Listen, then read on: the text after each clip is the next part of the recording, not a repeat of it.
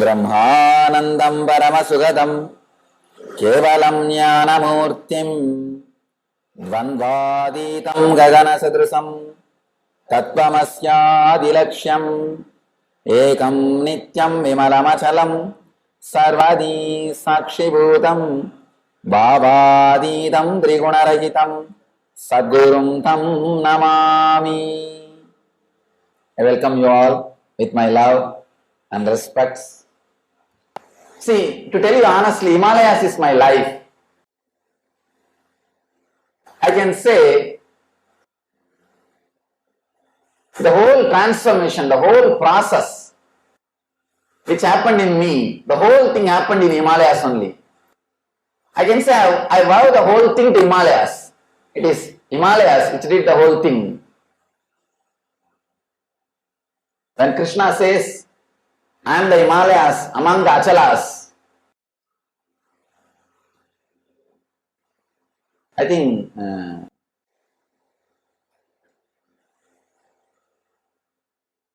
Himalayas can only be experienced. It can't be spoken. It's just like enlightenment.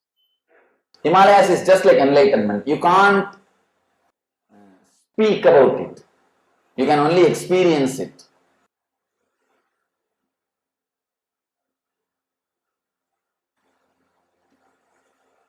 And that is the land where this whole inner science is developed, created, the research and development happened, and the final product came out. The whole thing happened in Himalayas only.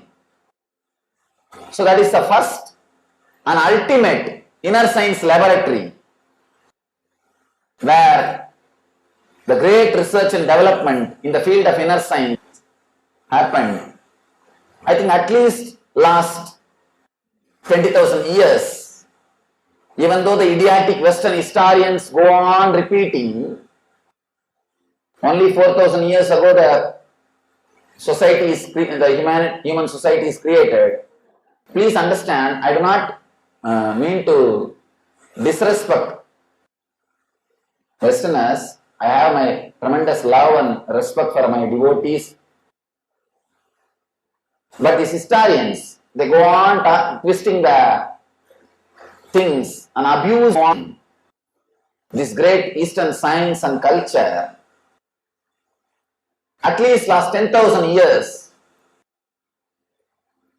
the research and development in the inner science is happening in this great Himalayas. And you will see how every inch is associated with the divine. In India, every inch is divine. Every inch is associated with spirituality. Actually now so many things are coming and standing in the net now. There's a big traffic jam. Everything, every idea is fighting. No, I will come out first, I will come out first, I will come out first. That's why I am not able to say anything. I am just stuck.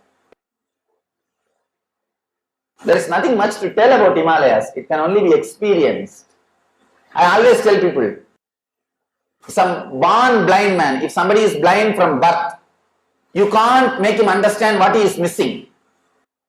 Same way, if somebody has not seen Himalayas, you can't explain to him what he is missing. If he is born blind, one major dimension of his life is missing.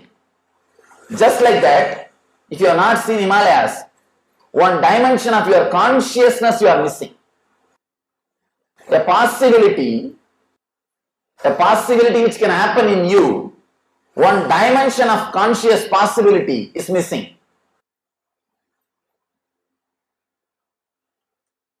Anything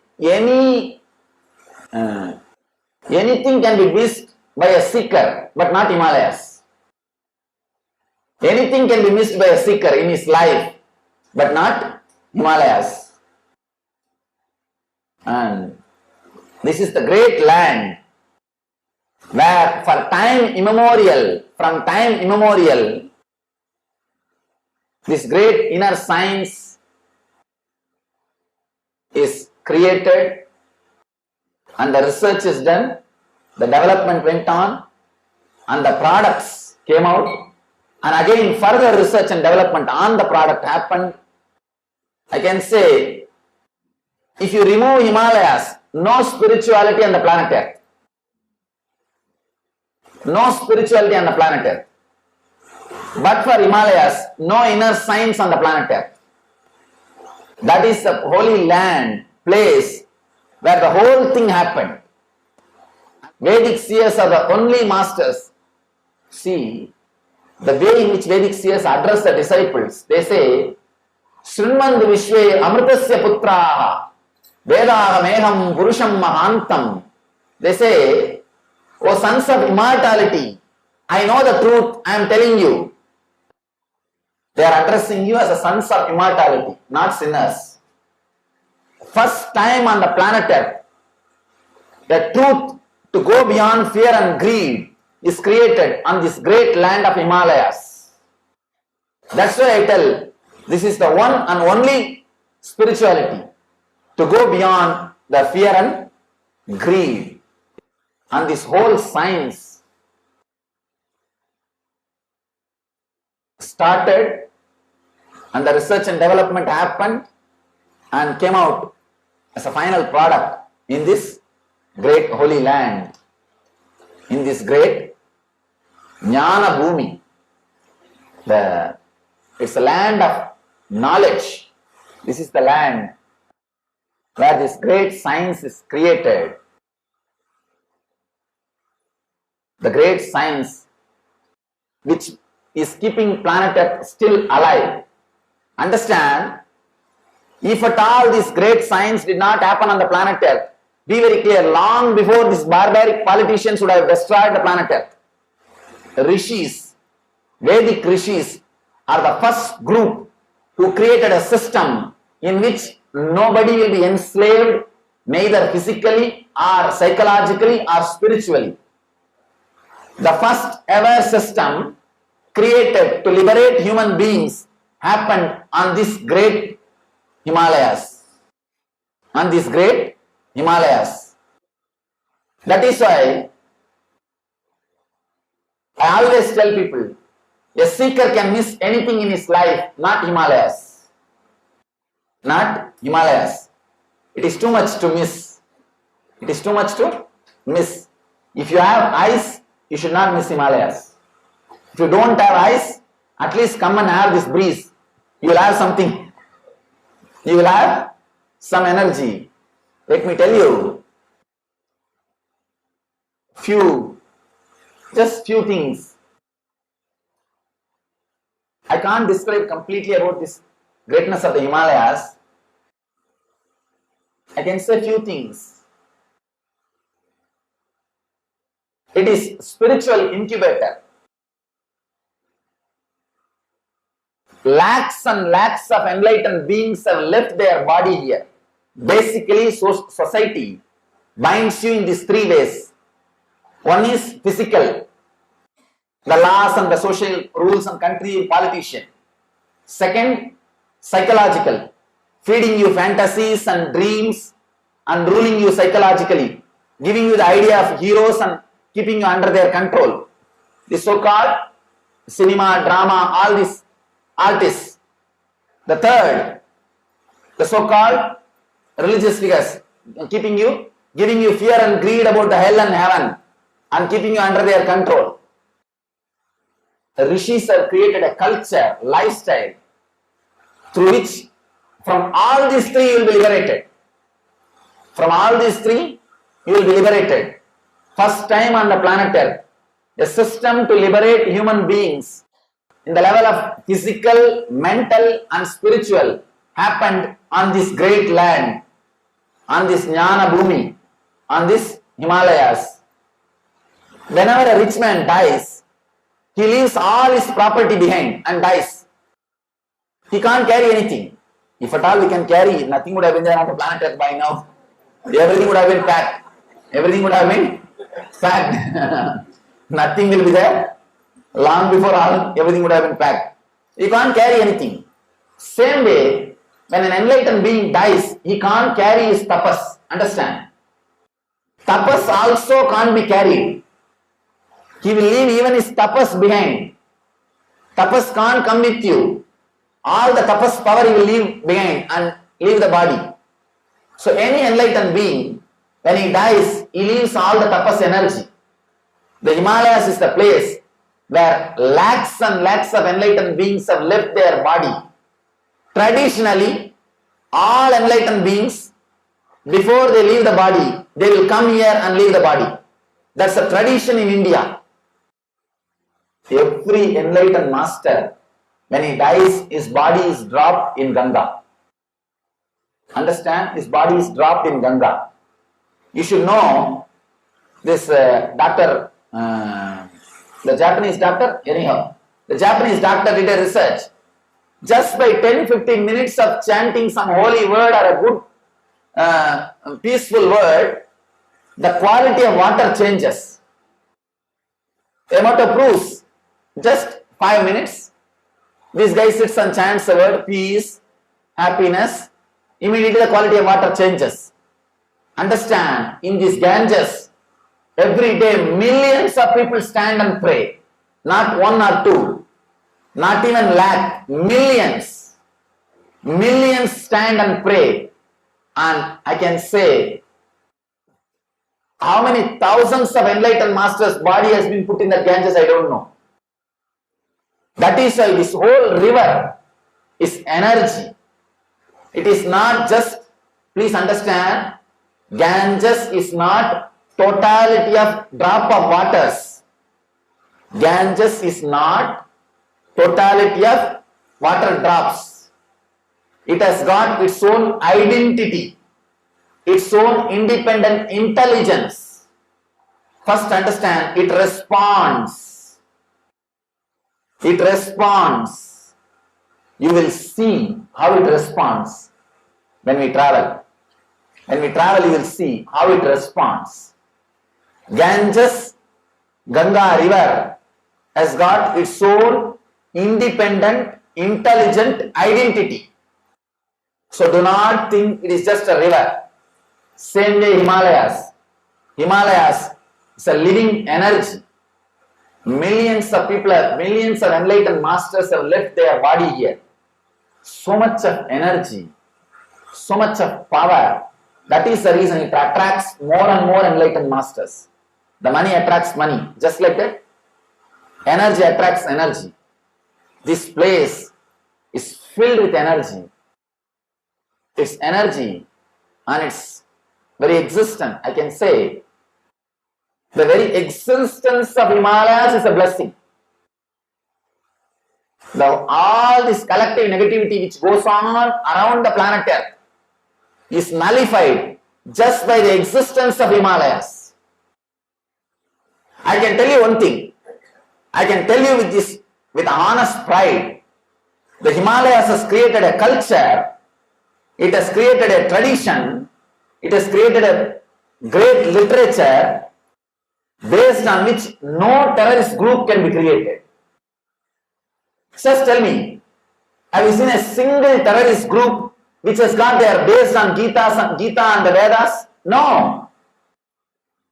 They have created such a foolproof literature. No terrorist group has got their base on the Gita. It is given to a person as encouraging him to fight. See the paradox.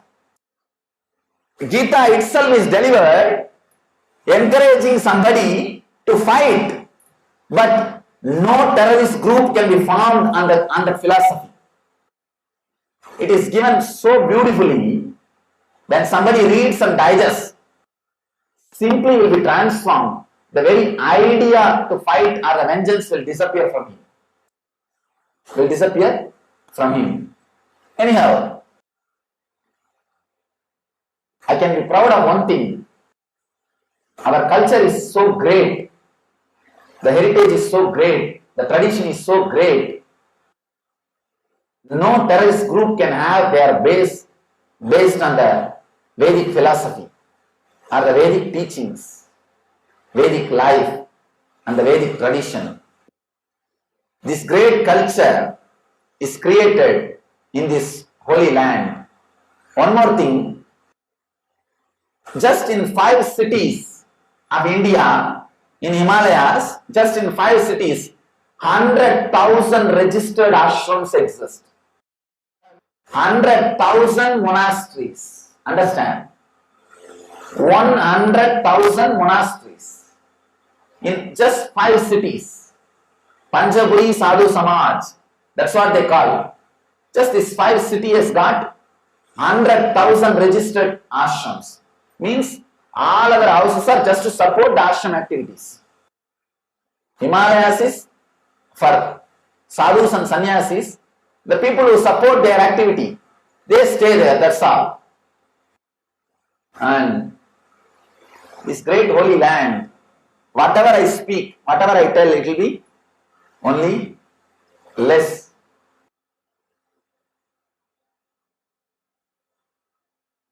We will experience it. We will experience it. One more thing, important thing. Not only we are going to see the great inner science laboratories, not only we are going to experience the great spiritual energy. See, not only this place is a laboratory, many enlightened masters have come and left their body here. Even Shankara. From Shankara, all the great enlightened masters, they come here just to leave the body. Just to leave the body. And we are not only going to see the inner science laboratories and enjoy the energy.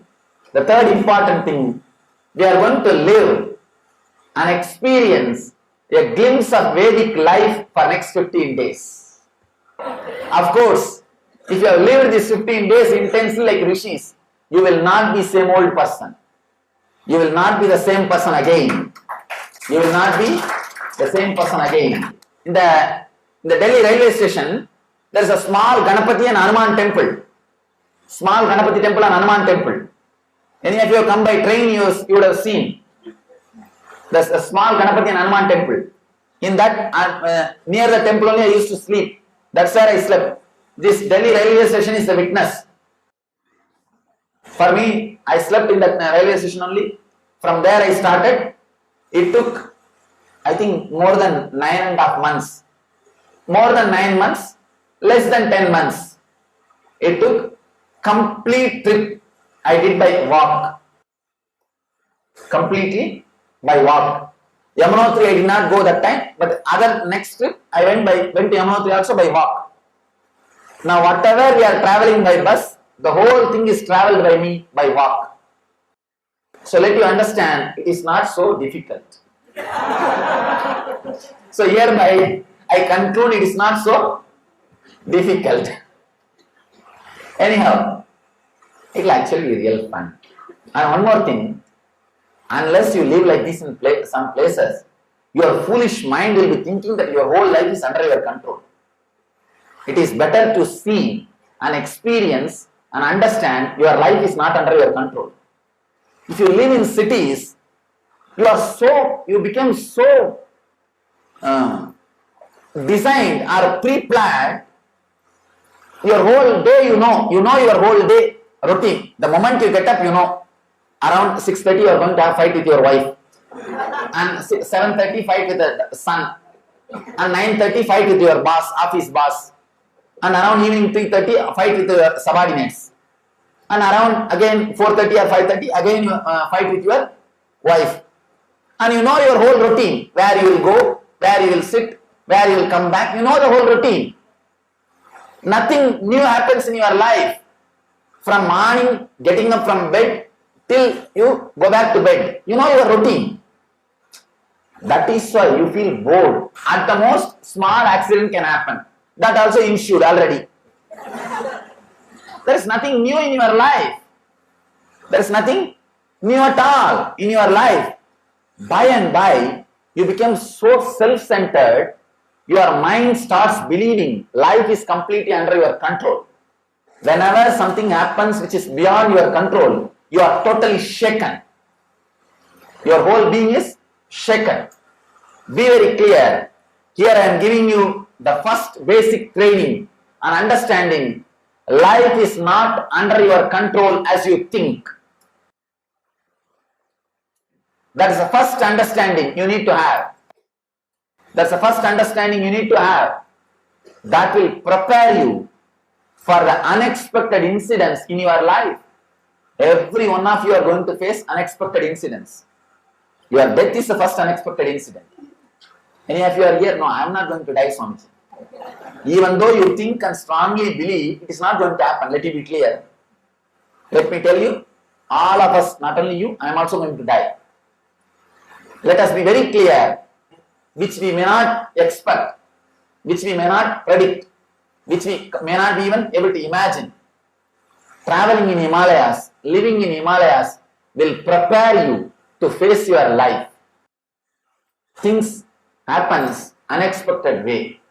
I can say the first basic quality to live an exciting life is ready to face the unexpected things in your life. Spiritual life is nothing but high intelligence and high intense passion to live. Intense excitement and passion and intelligence is what I call spiritual life. These two, intelligence and intense passion to live. Intense excitement and energy to live in an unexpected way, and intelligence to face the unexpected things is spirituality.